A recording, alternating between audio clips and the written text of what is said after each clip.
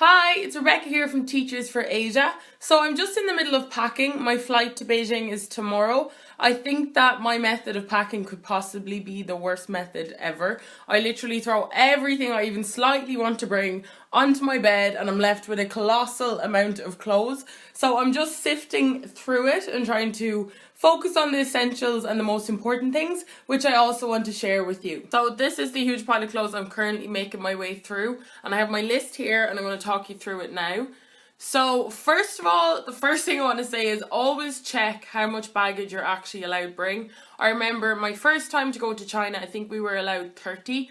I turned up with 31.5 thinking like, who cares, but I did actually have to remove a few things. So always check how much you're allowed to bring. I usually ring up the airline or else email so I can kind of get it in writing, because it can be a little bit confusing with some airlines.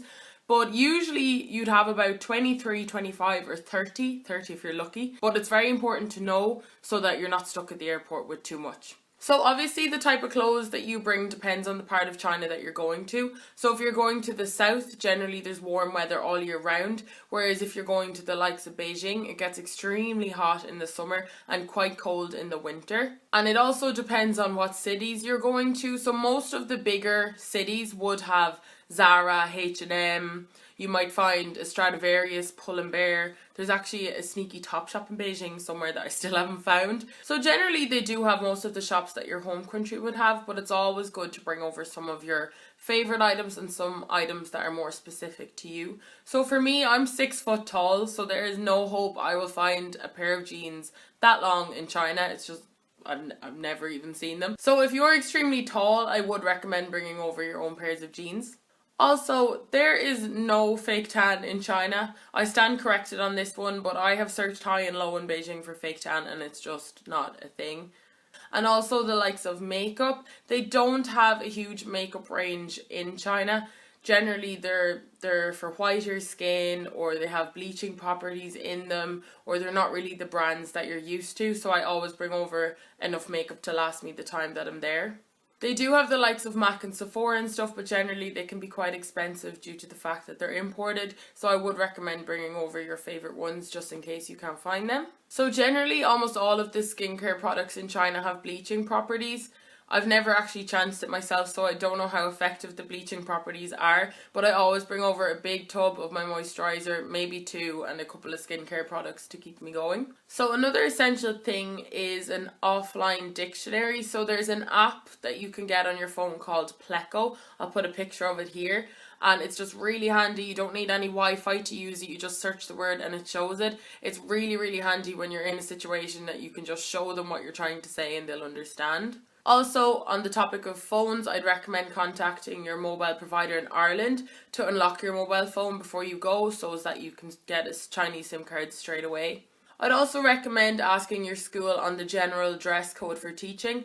I'd presume that some schools are quite formal while some schools are quite casual, so it's definitely specific to your school and it'd be a good idea to ask them so you can prepare before you go. When you get to the airport, your Irish debit or credit card generally works in the ATMs. There is a branch of ATMs in Beijing called ICBC, and that generally is the one that works best for me. I've never had any trouble with it.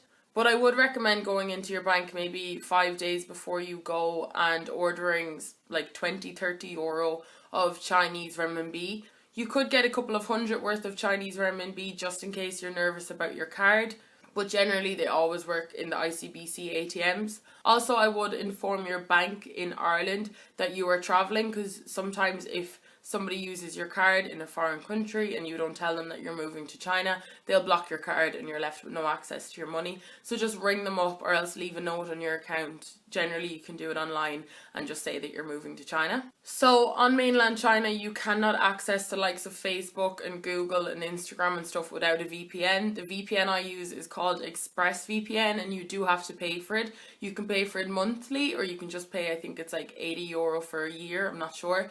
But there are a lot of free ones in the web store, in the app store. I just don't think they work as well, so I've always just bought the ExpressVPN, and you can use this on up to 5 devices as far as I know. So if you've got a laptop, iPad, phone, you can get all of them. Also, it's essential that you have WeChat before you arrive. This is like the Chinese WhatsApp, Facebook, My Taxi. It's your bank. This app can literally do everything, so it's really important to have that before. And also there are a lot of Irish groups on this app, such as GA teams for Beijing and Shanghai. There's an Irish Network China, which keeps you up to date with any events going on in regards to like St. Patrick's Day or anything like that. So maybe you can get added into those groups before you go, or give them a Google or check out the websites and you should find them.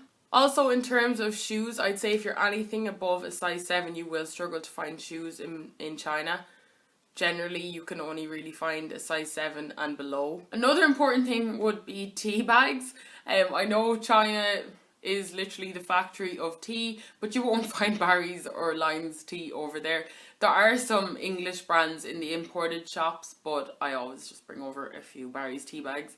In terms of posting things over, I've gotten parcels posted over and posted things over before. It's not usually that expensive, but you are running the risk of it getting lost. Thankfully, none of mine ever have, but I have heard of friends' packages getting lost. So they're the most essential things that I think you need to know before you go. Don't worry too much. It's a huge country. You're going to find anything that you really need there. There's a huge amount of imported shops, especially in the bigger cities. So yeah, they're the things that I think are most important that you need to know before you move to China. And I guess I'll see you in China. Bye!